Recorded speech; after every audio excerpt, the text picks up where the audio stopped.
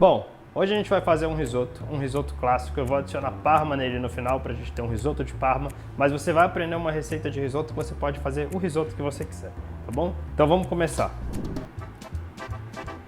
Um pouquinho de azeite numa panela já quente.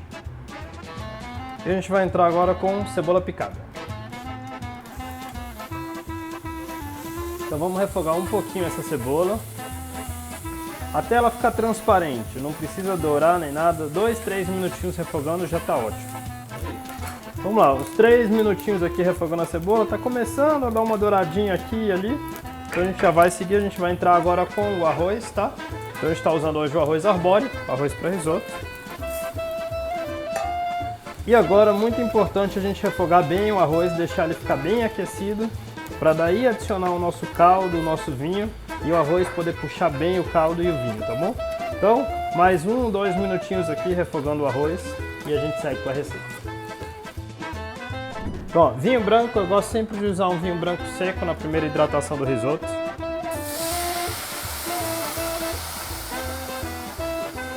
E a gente vai agora deixar o arroz puxar esse vinho, deixa ele quase secar, e daí a gente começa a hidratar com o caldo de legumes o nosso risoto. E importante, agora que eu comecei a hidratar meu risoto, eu não paro de mexer meu risoto. Não precisa mexer rápido, tá? Movimento suave, só deixar o arroz sempre se movimentando para liberar a milho e fazer a cremosidade do risoto. Então a gente vai agora até o final assim, secou o vinho, começa a hidratar com caldo, e a gente vai hidratando até chegar no ponto do arroz.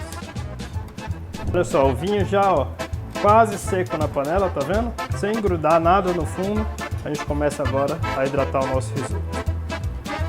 Sempre que eu hidrato o risoto, eu gosto de colocar líquido até a altura do arroz. E aí eu vou mexendo e esperando esse líquido secar. Eu não deixo ele secar 100%, eu deixo ele chegar na metade da altura do arroz e aí eu volto a hidratar. E eu vou assim até o final.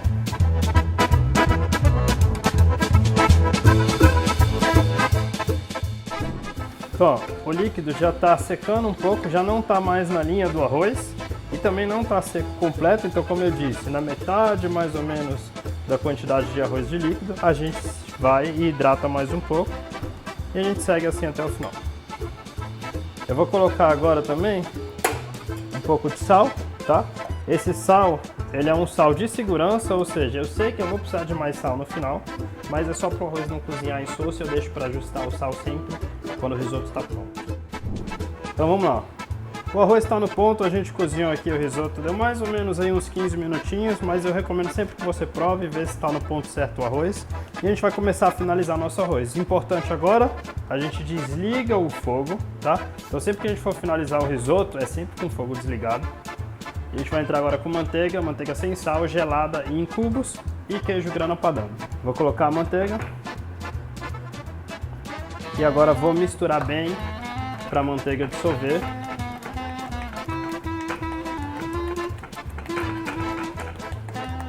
Vamos agora para o queijo grana padano ralado, a gente ralou esse queijo um pouco antes de começar a receita.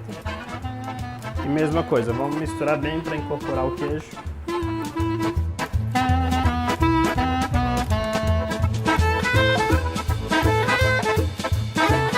Já desliguei aqui, vou finalizar, tá? Vou montar o prato, tá bom?